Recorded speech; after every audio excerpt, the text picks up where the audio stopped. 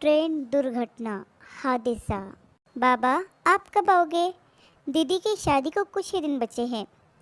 बस बेटा, 2-3 दिन का काम बाकी है, वह ख़त्म कर दूंगा फिर आ जाऊंगा। तुम सबके लिए कुछ कपड़े भी खरीदे हैं और मैं नहीं चाहता कि मेरी बिटिया रानी की शादी में कोई कमी रहे, इसलिए कुछ पैसों का भी इंतज़ाम करके आ रहा हूँ। सुरेश की 2 बेटियाँ और एक बेटा था। बड़ी बेटी का रिश्ता तय हो चुका था और कुछ ही दिनों में उसकी शादी थी। उसकी शादी के लिए कुछ पैसों का बंदोबस्त करने वह दूसरे शहर गया हुआ था ताकि अपनी बेटी की शादी बड़ी धूमधाम से करे और उसे किसी चीज़ की कमी ना हो। उसके ससुराल वाले और सारे मेहमान भी खुश रहें। वह गांव का रहने वाला अपने बच्चों के सपनों को पूरा करने के लिए शहर में जाकर मजदूरी करता था ताकि अपने बच्चों को खूब पढ़ाए लिखाए। दिन रात मेहनत मजदूरी करके और अपने कुछ दोस्तों से पैसे उधार लेकर वह अपने गांव जाने के लिए ट्रेन में सवार हुआ। उसके सामने वाली सीट पर एक शादीशुदा जोड़ा बैठा हुआ था जिनकी गोद में कुछ ही महीनों का बच्चा था जो पहली बार अपने नाना और नानी से मिलने जा रहा था। बाजू वाली सीट पर बैठे दंपति के 2 बच्चे थे जो अपने माता पिता के साथ खेल रहे थे और बहुत ही खुश नज़र आ रहे थे क्योंकि वे लोग घूमने जा रहे थे। सुरेश भी उन बच्चों को देखकर मुस्कुरा रहा था। उसने अपने घर वालों को फ़ोन करके बता दिया कि वह ट्रेन में बैठ चुका है और बस कुछ ही घंटों में अपने गांव पहुंच जाएगा। उसके आने की खबर सुनकर घर के सारे लोग खुशी से फूले नहीं समा रहे थे। एक तो अपने पिता के आने की खुशी और साथ ही नए कपड़े गहने, इन सब की खुशी अलग जो उनका पिता आते हुए लेकर आ रहा था। सफ़र काफ़ी लंबा था। ट्रेन में बैठे सारे यात्री एक दूसरे से अनजान ज़रूर थे मगर वह सब एक दूसरे से अपनी चीज़ें मिल बांट कर खा रहे थे और एक दूसरे की जान पहचान भी कर रहे थे। वह सारे हंसते खेलते अपनी मंजिल की ओर बढ़े जा रहे थे, आने वाले खतरे से अनजान। सुरेश को हर 2 घंटे बाद अपने घर से फ़ोन आ रहा था।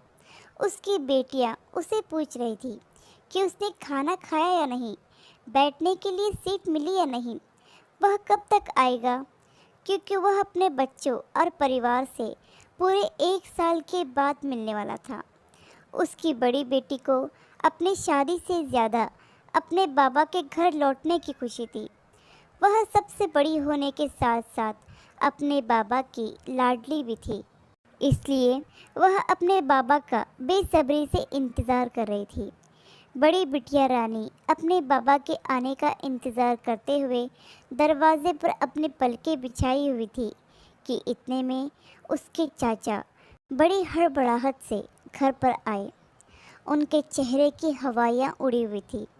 उनको परेशान देखकर सारे घर वाले उनके पास आए तो चाचा ने एक ऐसी बात कही कि सबके पैरों तले से ज़मीन सरक गई। बड़ी बेटी चिल्लाई, जल्दी फ़ोन लाओ, बाबा को कॉल करो। फ़ोन की घंटी बज रही थी लेकिन आगे से कोई जवाब नहीं मिल रहा था। परिवार वालों की बेचैनी और बढ़ती गई। बेटियों की आंखें आंसुओं से भर गई। बेटा अभी बहुत छोटा था, वह ये सब समझ नहीं पा रहा था और पत्नी के तो होश उड़े हुए थे।